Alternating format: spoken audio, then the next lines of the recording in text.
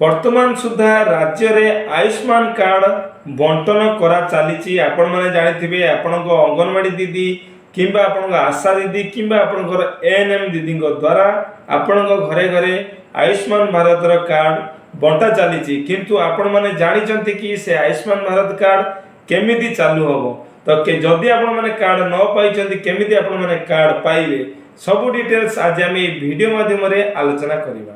नमस्कार, जय श्री कृष्णा। आयुष्मान कार्ड रो गोटे नुआ अपडेट नहीं आपण गोटे नुआ वीडियो रे स्वागत। तो आज आम वीडियो रे आलोचना करवा कि केमिति आपण माने आयुष्मान कार्ड जदि पाई चालू करेंगे एवं जदि आपण माने वर्तमान सुधा आयुष्मान कार्ड पाई नांती आपण मानो पाखरे बीएसकेवाई कार्ड थिला किबा आपण माने राशन कार्ड अछि तबे केमिति आपण माने आयुष्मान कार्ड को पाई परिबे सब डिटेल्स आज आम ए वीडियो माध्यम रे आलोचना करवा। तेबे सर्वप्रथम मु आपण मानकु स्क्रीन उपरे देखे दवा पई चाहिबी केमिति आपण माने नुआ आयुष्मान कार्ड जदि आपण मान पाखरे नाही आपण मान पाखरे बीएसकेवाई कार्ड थिला दीर्घ दिन धरी आपण मान पाखरे राशन कार्ड अछि तथापि आपण मानू काहीकि मिलिनी आयुष्मान कार्ड। तेबे जदि न मिलिछि केमिति आपण माने आयुष्मान कार्ड पाइबे कोठु ताकू डाउनलोड करिवे से वेबसाइट कोन सब डिटेल्स आज आमे ए वीडियो माध्यम रे म आपण मानू लाइव अप्लाई करी देखेबी। आपण माने निज फोन ले घरे बसी आपनकर आयुष्मान कार्ड आपण माने पाई परिबे। कोनोसी जनसेवा केंद्र को जीवा पड़िबोनी कि कोनोसी महासेवा केंद्र को जीवा पड़िबोनी कि ई केवाईसी रा आवश्यकता आपण मानकू पड़िबो नै। आपण माने घरे बसी ओटीपी माध्यम रे आयुष्मान कार्ड रो पीडीएफ आपण माने पाई परिबे। तबे चलंतु स्क्रीन ऊपर म आपण मानकू वीडियो लगे दोची केमिति आपण माने आयुष्मान कार्ड डाउनलोड करिवे तार डिटेल्स म आपण मानकू जणाई दोची। एमती निजे घरे बसी निज फोन ले आपण माने आयुष्मान कार्ड बनेबे। देखो गूगल ले सर्च करी बेनिफिशियरी NHA.gov.in तापरे सर्च कला पर आपण मानकू डायरेक्ट वेबसाइट खोली जीवो। एठी देखंतु बेनिफिशियरी ऑपरेटर रो ऑप्शन रही छै। आपण माने बेनिफिट जेहेतु सेल्फ मोड रे करिवे आपण माने ऑपरेटर ऊपर क्लिक करिवे नाही आपण माने बेनिफिशियरी ऊपर क्लिक करिवे। ऑपरेटर केवल CSC आईडी जा पाकर थिबो से माने सेठी लॉगिन कर परिवे। आपण बेनिफिशियरी ऊपर क्लिक कला पर प्रथमे आपण कैप्चा ऑप्शन देबे। कैप्चा जहाँ थी सठिक भाव में फिलअप करेंगे। तापर आप पाखे जो मोबाइल नंबर थी आप मोबाइल नंबर टी एंटर करेंगे। से मोबाइल आधार था जो किसी मतलब नहीं गोटे मोबाइल नंबर आप एंटर कर भेरीफाई पर क्लिक कले आप फोन गोटे ओटीपी जीव आप से ओटीपीटा ये एंटर करेंगे। 6 डिजिट गोटे ओटीपी आसो ओटीपीटा आप एंटर कलापर तले कैप्चा ऑप्शन अच्छी आपण से जो कैप्चाटा को सठिक भाव में फिलअप करेंगे।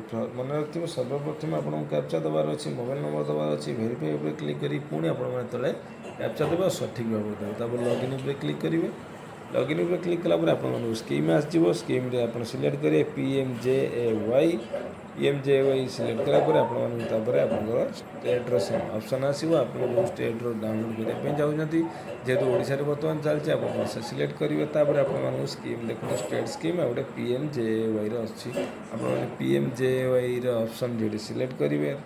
तापर आप डिस्ट्रिक्ट सिलेक्ट करेंगे। डिस्ट्रिक्ट सिलेक्ट कलापर आप तीन ऑप्शन भितर आप आधार नंबर उपर सिलेक्ट करेंगे कहीं अदर दुटा ऑप्शन आप नथिबो।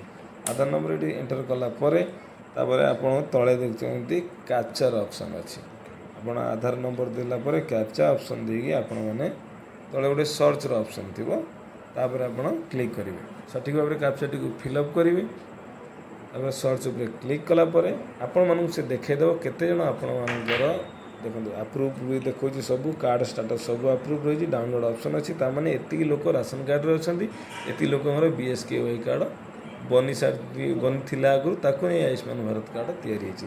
तो आप क्लिक कलापर आप ओटीपी जीव आधार नंबर आप जहाँ ऊपर क्लिक करेंगे आधार नंबर गोटे ओटीपी जीव आप आधार नंबर जो ओटीपी आसी एंटर करेंगे। तापर आप प्रथम रजिस्टर कलापर जो मोबाइल नंबर देते से मोबाइल नंबर को गोटे ओटीपी दुईटी ओटीपी लगे। प्रथम आप आधार ओटीपी देवे। आधार ओटीपी देलापर आपर पुणी मोबाइल नंबर गोटे ओटीपी जो रजिस्टर नंबर ताको ये एंटर करेंगे। एंटर कलापर तले ऑथेंटिकेटर ऑप्शन अच्छी आप क्लिक करेंगे। ऑथेंटिकेट कलापर किसी समय प्रोसेसिंग रहा कार्ड डिटेल्स देखेब क्या ना कार्ड अप्रूव कि ना। प्रोसेसिंग पर आप देखो देखला टोटाल फैमिली लिस्ट एत जन BSKY कार्ड थे एत जन राशन कार्ड थे ଆପଣ ଯଦି ଇଣ୍ଡିଭିଜୁଆଲ୍ ଡାଉନଲୋଡ଼ କରିବା ପାଇଁ ଚାହୁଁଛନ୍ତି ତାହେଲେ ଯେଉଁ ଚେକବକ୍ସ ଅଛି ପ୍ରତ୍ୟେକ ମେମ୍ବରଙ୍କ ପାଖରେ ତା ଉପରେ କ୍ଲିକ୍ କରିକି ଆପଣ ଇଣ୍ଡିଭିଜୁଆଲ୍ ଡାଉନଲୋଡ଼ କରିପାରିବେ। ସେଇ ଲୋକ ପାଖକୁ OTP ଯିବ ତା ଆଧାରକୁ। ନହେଲେ ଉପରେ ଯେଉଁ ସିଲେକ୍ଟ ଅଲ୍ ଅଛି ତା ଉପରେ କ୍ଲିକ୍ କରିକି ଆପଣଙ୍କ ତଳେ ଯେଉଁ ଅପସନ୍ ଆଧାର, ଫିଙ୍ଗରପ୍ରିଣ୍ଟ, ଆଇରିସ୍, ଫେସ୍ ଅଥେଣ୍ଟିକେଟ୍ କୌଣସି ଗୋଟେ ଅପସନ୍ ଉପରେ ଆପଣ କ୍ଲିକ୍ କରିକି ଅଥେଣ୍ଟିକେଟ୍ କରିପାରିବେ। ତ ଯେହେତୁ ଆପଣମାନେ ସେଲ୍ଫ ମୋଡ଼ରେ କରୁଛନ୍ତି ଆପଣମାନେ ଆଧାର OTP ଉପରେ କ୍ଲିକ୍ କରିବେ। ଆଧାର OTP କ୍ଲିକ୍ କଲା ପରେ ଆପଣଙ୍କ ଆଧାର ନମ୍ବରକୁ ଗୋଟେ OTP ଯିବ। ଆପଣମାନେ ସେ OTPଟା ଏଠି ସିଲେକ୍ଟ ପ୍ରଥମ ଦେବେ 6 ଡିଜିଟ୍ର OTP। OTPଟା ସେଇ ନମ୍ବରକୁ ଯିବ ଯେ କାର୍ଡ଼ର ହେଡ଼୍ ଥିଲେ, ରାସନ କାର୍ଡ଼ର ଯେ ହେଡ଼୍ ଥିଲେ ତାଙ୍କରି ଆଧାରରେ ଯେଉଁ ମୋବାଇଲ୍ ନମ୍ବର ଲିଙ୍କ୍ ଅଛି ସେଇ ନମ୍ବରକୁ OTP ଯିବ। ଆପଣ ସେଇ OTPଟା ଏଠି ଦେବେ। ନହେଲେ ଇଣ୍ଡିଭିଜୁଆଲ୍ ଆପଣ ଯଦି କରିଥାନ୍ତେ ଇଣ୍ଡିଭିଜୁଆଲ୍ ଲୋକ ପାଖକୁ ଯାଇଥାନ୍ତେ ଯେଉଁଟା ତାଙ୍କ ଆଧାରରେ ଅଛି। ତାପରେ OTPଟି ଆପଣଙ୍କ ଯେଉଁ ପ୍ରଥମ ରେଜିଷ୍ଟର କଲା ପରେ ଯେଉଁ OTPଟି ଆପଣ ମୋବାଇଲ୍ ନମ୍ବର ଯେଉଁ ଥିଲେ ସେଇଠି ଗୋଟେ OTP ଯାଇଛି, ଆପଣ ସେଇ OTPଟି ଏଠି ଦେବେ। ଦେଲା ପରେ ଆପଣମାନଙ୍କୁ ଡିଟେଲ୍ସ କାର୍ଡ଼ ଶୋ କରିଦେବ ଯେଉଁମାନଙ୍କର ଆୟୁଷ୍ମାନ କାର୍ଡ଼ ବନିଛି। ଆପଣଙ୍କ ପରିବାର ସମସ୍ତଙ୍କ ଆୟୁଷ୍ମାନ କାର୍ଡ଼ କିଛି ସମୟ ପ୍ରୋସେସିଂ ପରେ ସେ ଆପଣମାନଙ୍କୁ ଏଠି ଶୋ କରାଇବ। ଆସିଗଲା ସମସ୍ତଙ୍କର ଆୟୁଷ୍ମାନ କାର୍ଡ଼ ଦେଖନ୍ତୁ। ଆପଣ ଉପରକୁ ସ୍କ୍ରଲ୍ କରି ଦେଖିପାରିବେ। ଏ ତଳେ ଗୋଟେ ଅପସନ୍ ଆସିବ ଡାଉନଲୋଡ଼ର। ଆପଣ ଡାଉନଲୋଡ଼ ଉପରେ କ୍ଲିକ୍ କରିକି ଆପଣମାନେ ଇଣ୍ଡିଭିଜୁଆଲକୁ ଡାଉନଲୋଡ଼ କରିପାରିବେ। ଅଲ୍ ଡାଉନଲୋଡ଼ ହେଇଯିବ। ଆପଣମାନେ ଡାଉନଲୋଡ଼ ହିଷ୍ଟ୍ରିରୁ ଏକୁ ଚେକ୍ କରିକି ଦେଖେଇ ପାରିବେ। ଏଇଟା ଥିଲା ଆୟୁଷ୍ମାନ ଭାରତ କାର୍ଡ଼ କେମିତି ଆପଣମାନେ ଆପ୍ଲାଏ କରିବେ ବା କେମିତି ଆପଣମାନେ ଡାଉନଲୋଡ଼ କରି ନିଜେ ପ୍ରିଣ୍ଟ କରି ରଖିପାରିବେ। ଜୟ ଶ୍ରୀକୃଷ୍ଣ। ତ ଏଇଟା ଥିଲା ପ୍ରୋସେସ କେମିତି ଆପଣମାନେ ଆପଣ ଘରେ ବସି ଆପଣ ଫୋନରେ ଯଦି ଆପଣମାନଙ୍କୁ ଆୟୁଷ୍ମାନ କାର୍ଡ଼ ନ ମିଳିଛି ତେବେ ଆପଣମାନେ ନିଜେ ନିଜେ ଫୋନରେ ଡାଉନଲୋଡ଼ କରିପାରିବେ ଆୟୁଷ୍ମାନ କାର୍ଡ଼। ତ ଆପଣମାନେ ଜଲ୍ଦି ଜଲ୍ଦି ଆୟୁଷ୍ମାନ କାର୍ଡ଼ ଡାଉନଲୋଡ଼ କରି ନିଅନ୍ତୁ। କୌଣସି ଜନସେବା କେନ୍ଦ୍ର କିମ୍ବା କୌଣସି ଅନଲାଇନ୍ ସେଣ୍ଟରରେ ଭରସାରେ ବସନ୍ତୁ ନାହିଁ, କାହିଁକି ନା ଏପ୍ରିଲ 11 ତାରିଖ ଠାରୁ ଆମ ରାଜ୍ୟରେ ଆୟୁଷ୍ମାନ କାର୍ଡ଼ ଚାଲୁ କରାଯିବ। BSKY କାର୍ଡ଼ଟି ବନ୍ଦ ହେଇଯିବ। ସେଥିପାଇଁ ଆପଣମାନେ ଜଲ୍ଦି ଜଲ୍ଦି ଆୟୁଷ୍ମାନ କାର୍ଡ଼ଟିକୁ ଡାଉନଲୋଡ଼ କରି ନିଅନ୍ତୁ ଏବଂ ବନେଇକି ନିଜ ପାଖରେ ରଖିଦିଅନ୍ତୁ।